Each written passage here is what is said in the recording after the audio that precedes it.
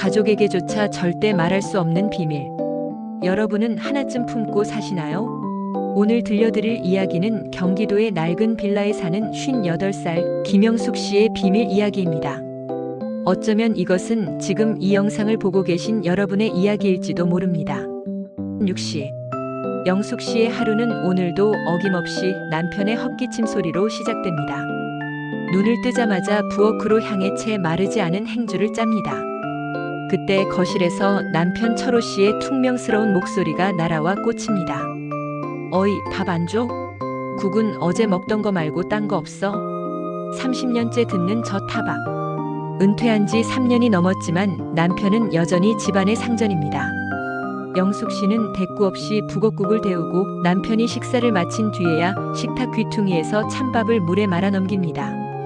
그리고 그녀에게 허락된 유일한 사치, 믹스커피 한 잔을 타서 안방으로 들어갑니다.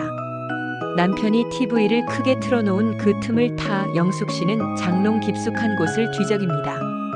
철 지난 내복들 사이에 숨겨둔 짝 잃은 낡은 양말 한 짝. 그 속에 영숙 씨의 심장이 들어있습니다. 바로 통장 하나입니다. 잔액 5천만 원. 시장 콩나물 값을 깎고 남편 몰래 마트 알바를 뛰며 10년을 모은 피 같은 돈입니다. 영숙 씨는 매일 밤 상상합니다. 이 지긋지긋한 부엌을 벗어나 하얀 크루즈배에 올라타는 상상. 남이 차려주는 근사한 요리를 먹으며 푸른 바다를 보는 꿈. 그 꿈 하나로 영숙 씨는 지난 30년의 고단함을 버텨왔습니다. 그래, 딱 2년만 더 모으자. 나도 한번 사람처럼 살아봐야지. 하지만 불행은 예고 없이 초인종을 누른다고 했던가요? 영숙 씨가 통장을 다시 양말 속에 숨기기도 전 초인종이 요란하게 울립니다. 문을 여니 32 먹은 아들 민수가 땀 범벅이 된 채 서 있습니다. 엄마, 나왔어. 엄마 보고 싶어서 왔지. 직장 생활은 적성에 안 맞는다며 6개월 만에 그만두고 벌써 사업을 2번이나 말아먹은 아픈 손가락. 영숙 씨는 본능적으로 느꼈습니다. 아들의 저 불안한 눈빛은 엄마가 보고 싶어서가 아니라 돈이 필요해서라는 걸요. 아들은 안방으로 들어와 거칠어진 엄마의 손을 덥석 잡고는 본색을 드러냅니다. 엄마, 이번엔 진짜야. 대박 아이템이라니까. 친구가 카페 넘긴다는데 권리금이 딱 5천만 원이야. 이거만 있으면 나 진짜 효도할 수 있어. 5천만 원. 영숙 씨의 심장이 쿵 하고 내려앉습니다. 방금 전까지 양말 속에 고이 숨겨두었던 그녀의 크루즈 티켓값. 아들은 마치 그 돈이 있는 걸 알기라도 한 듯 정확한 액수를 불렀습니다. 그때 거실에서 듣고 있던 남편이 문을 박차고 들어옵니다. 이 썩을 놈아. 그게 지금 입 밖으로 나와? 내가 말아먹은 돈이 얼만데 또 손을 벌려. 당장 나가. 집안은 순식간에 아수라장이 됐습니다. 남편에게 멱살을 잡혀 현관까지 밀려난 아들. 하지만 아들은 그대로 바닥에 무릎을 꿇고 울먹이며 엄마를 쳐다봅니다. 아빠, 한 번만 믿어줘요. 엄마, 나 이번에 실패하면 진짜 죽어. 나 빚쟁이들한테 시달리는 거 보고 싶어? 엄마는 나 불쌍하지도 않아? 죽는다는 그 잔인한 말 한마디가 영숙 씨의 가슴을 후벼 팝니다. 문 밖으로 쫓겨나면서도 엄마만 쳐다보는 저 눈빛. 어릴 적 젖을 찾던 그 간절한 눈빛과 겹쳐집니다. 머리로는 압니다. 이 돈은 내 노후 자금이고 내 목숨이라는 걸. 이걸 주면 나는 정말 빈 껍데기가 된다는 걸요. 하지만 자식이 죽겠다는데 내 노후가 무슨 소용인가 싶어지는 그 미련하고 답답한 마음이 또다시 고개를 듭니다. 영숙 씨의 떨리는 손가락이 결국 폰 뱅킹 앱을 엽니다. 비밀번호 4자리만 누르면 10년의 꿈은 물거품이 되고 아들은 웃을 겁니다. 영숙아, 너 진짜 이러면 안 돼. 이번엔 진짜 안 돼. 속으로 수없이 되뇌어 보지만 야속하게도 그녀의 손가락은 송금 버튼을 향해 움직이고 맙니다. 과연 이 선택은 영숙 씨의 인생을 어디로 끌고 가게 될까요? 띠링, 송금 완료 알림음과 함께 사라져버린 엄마의 5천만 원. 영숙 씨에게 닥칠 차가운 시련, 결국 사단이 나고 말았습니다. 영숙 씨의 손가락 끝에서 송금 완료 버튼이 눌러진 그 순간 10년을 모은 5천만 원은 공중분해되고 말았습니다. 영숙 씨의 심장은 쿵쾅거리는데 전화기 너머 아들의 목소리는 세상 그 누구보다 밝습니다. 엄마, 진짜 고마워. 내가 진짜 이번엔 대박 터트려서 엄마 호강시켜줄게. 알지? 엄마 사랑해. 그 흔해 빠진 말 한마디가 마약 같습니다. 영숙 씨는 텅 비어버린 통장 잔액을 보며 애써 스스로를 위로합니다. 그래, 돈은 다시 모으면 되지. 내 새끼가 죽네 사네 하는데 어쩌겠어. 자식이 기죽는 꼴을 보느니 차라리 내 노후가 가난한 게 마음 편하다. 그것은 영숙 씨가 평생 학습해 온 슬픈 모성애의 합리화였습니다. 하지만 그 마음 편함은 딱 일주일이었습니다. 돈을 받아간 후로 매일같이 전화하던 아들의 연락이 뚝 끊겼기 때문입니다. 얘는 밥은 먹고 다니나? 왜 전화를 안 받아? 전화를 걸면 연결이 되지 않아 삐소리 후 라는 기계음만 돌아옵니다. 바빠서 그렇겠지. 오픈 준비하느라 정신없겠지. 영숙 씨는 믹스커피를 타 마시며 타고 들어가는 속을 달랩니다. 하지만 왠지 모를 불안감은 곰팡이처럼 스물스물 영숙 씨의 마음을 잠식해 들어갑니다. 그러던 어느 날 저녁이었습니다. 퇴직 후 소파와 한몸이 되어 있던 남편 철호 씨가 불쑥 말을 건넵니다. 임자, 나 내일 병원 좀 가야겠어. 속이 계속 더부룩한 게 위내시경이랑 MRI 좀 찍어봐야겠네. 순간 영숙 씨의 등줄기에 식은땀이 흐릅니다. 철호 씨는 평생 돈 관리를 영숙 씨에게 맡겨왔습니다. 자신은 용돈을 타 쓰는 대신 목돈이 들어갈 일이 생기면 당연하다는 듯 영숙 씨에게 손을 내밀었죠. 검사비만 못해도 100만 원은 깨질 상황. 지금 영숙 씨의 수중엔 10만 원짜리 한 장도 없습니다. 아니, 뭐 갑자기 병원은 그냥 체한 거 아니에요? 소화제나 좀. 사람이 아프다는데 돈 아까워서 그래. 당신 비상금 통장 있잖아. 그거 가져와 봐. 비상금 통장. 남편이 그 단어를 입에 올리는 순간 영숙 씨의 눈동자가 지진이라도 난 듯 흔들립니다. 그걸 어떻게 알았는지 따질 겨를도 없습니다. 지금 당장 이 상황을 모면해야 한다는 공포뿐입니다. 그때였습니다. 거실의 정막을 깨고 전화벨이 울립니다. 하필이면 집 전화입니다. 영숙 씨가 미처 받을 새도 없이 소파 옆에 있던 남편이 수화기를 듭니다. 여보세요. 네. 카드 연체요. 박민수요? 수화기 너머 상담원의 목소리가 거실에 쩌렁쩌렁 울리는 듯합니다. 아들 민수가 엄마 명의로 된 신용카드까지 긁어쓰고 연체까지 시킨 겁니다. 5천만 원도 모자라 카드비까지. 영숙 씨는 다리에 힘이 풀려 그 자리에 주저앉고 맙니다. 남편 철호 씨의 얼굴이 불그락푸르락 변해갑니다. 호랑이 같은 눈으로 영숙 씨를 노려보며 소리칩니다. 당장 옷 입어. 은행 가보게. 도살장에 끌려가는 소가 이런 기분일까요? 영숙 씨는 남편의 손에 이끌려 집 앞 은행 ATM기 앞에 섰습니다. 기계가 통장을 삼키는 소리가 마치 영숙 씨의 목을 조르는 것 같습니다. 그 짧은 몇 초가 영원처럼 느껴집니다. 이윽고 기계가 통장을 뱉어냅니다. 남편이 거칠게 통장을 낚아채 펼칩니다. 그리고 그곳엔 세상에서 가장 잔인한 숫자가 찍혀 있습니다. 잔액 영원. 너 이어 편내야. 내 돈. 내 돈 다 어디 갔어? 이걸 다 그놈 줬어? 은행 안의 사람들이 모두 쳐다봅니다.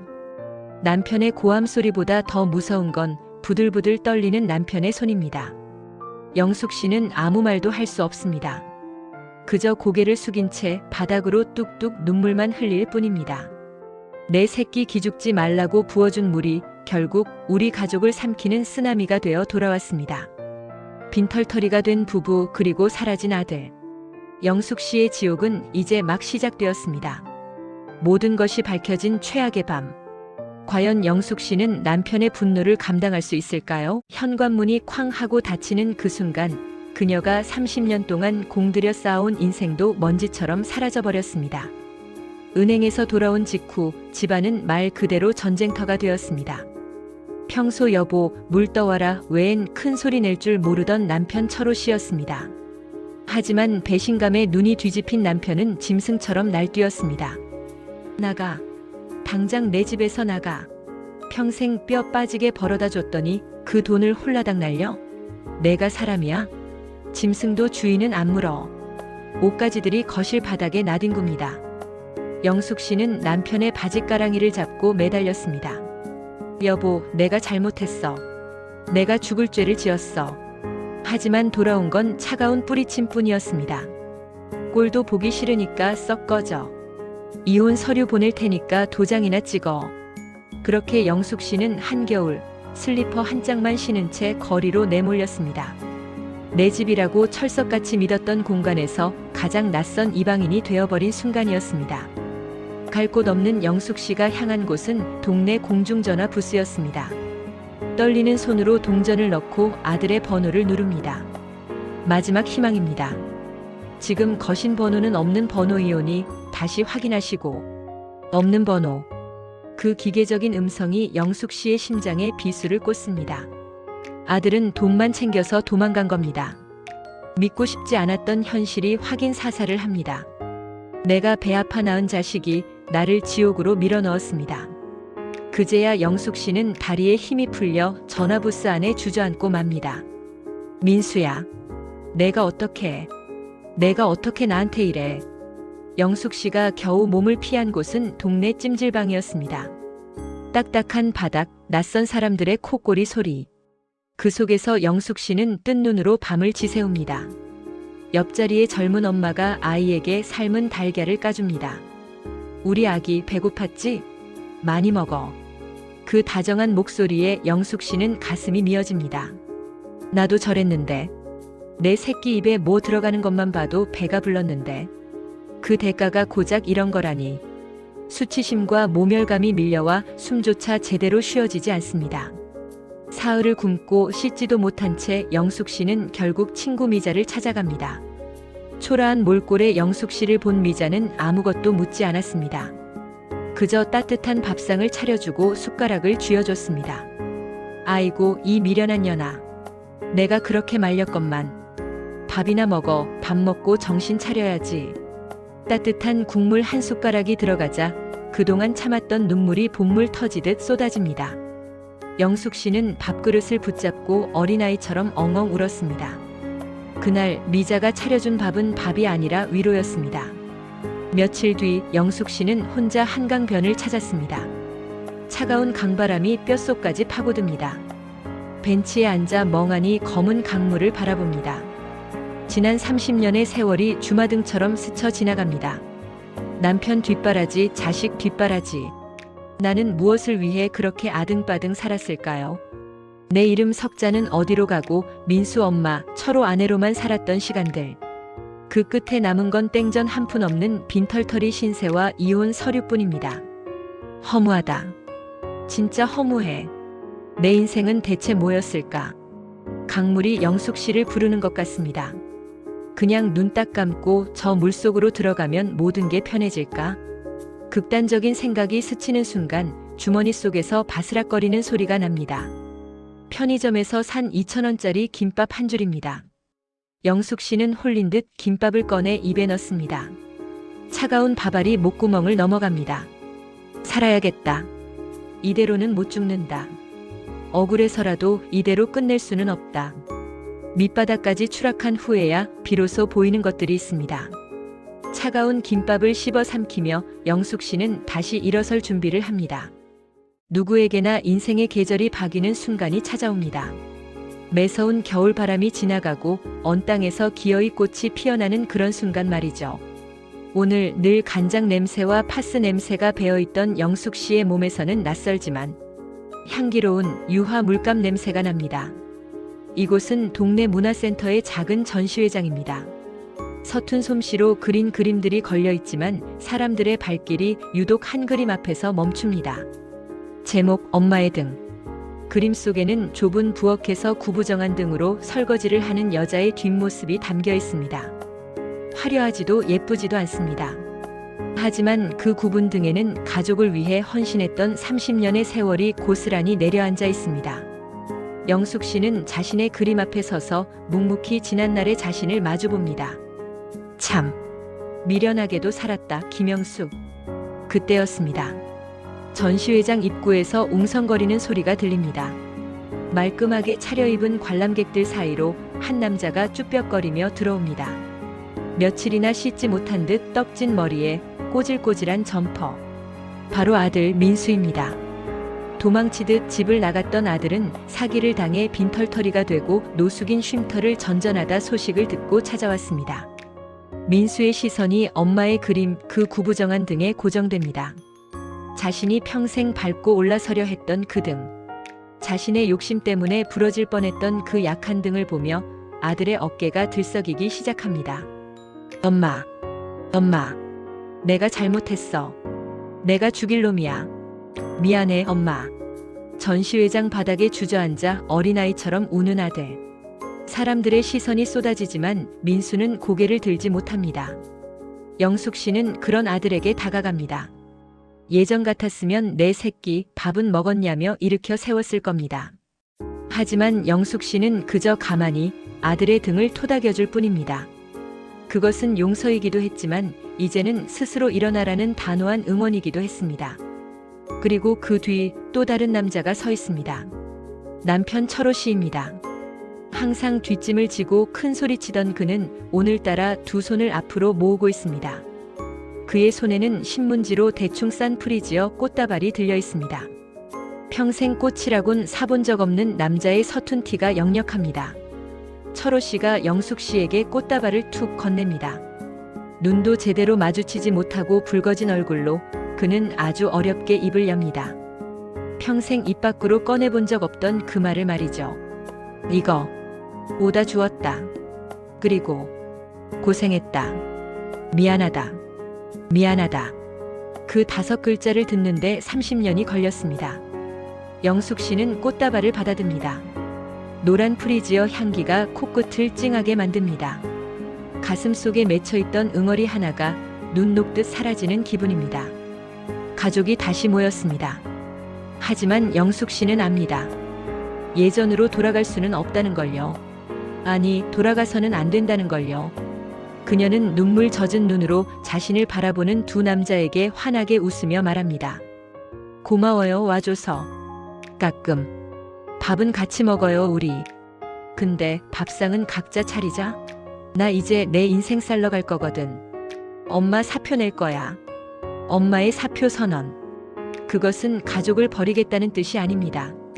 누구의 아내, 누구의 엄마가 아닌 온전한 김영숙으로 서겠다는 독립선언입니다. 남편과 아들은 멍하니 서 있다가 이내 고개를 끄덕입니다. 그들도 이제야 깨달은 겁니다. 엄마는 희생하는 존재가 아니라 사랑받고 존중받아야 할 한 사람이라는 것을요. 전시회가 끝나고 영숙 씨가 문을 나섭니다. 한 손에는 꽃다발을, 다른 한 손에는 스케치북을 들었습니다. 친구 미자와 함께 여행을 떠나는 길입니다. 어느새 계절은 완연한 봄. 따스한 햇살이 그녀의 얼굴을 비춥니다. 그녀가 걸음을 멈추고 뒤를 돌아봅니다. 그리고 마치 지금 이 이야기를 듣고 계신 여러분과 눈을 맞추듯 카메라를 정면으로 응시합니다. 그녀의 얼굴에 핀 환한 미소가 말하는 것 같습니다. 괜찮아요. 늦지 않았어요. 당신도 할 수 있어요. 라고요. 제 이름은 김영숙입니다. 58, 저는 오늘 다시 태어났습니다. 당신의 이름은 무엇인가요? 이제 당신의 꽃을 피울 차례입니다. 엄마의 졸업식, 그리고 김영숙의 입학식. 여러분의 가슴 속에도 봄이 찾아오길 바라며 이야기를 마칩니다. 지금까지 당신의 이야기를 들어주는 드라마 엄마의 졸업식이었습니다.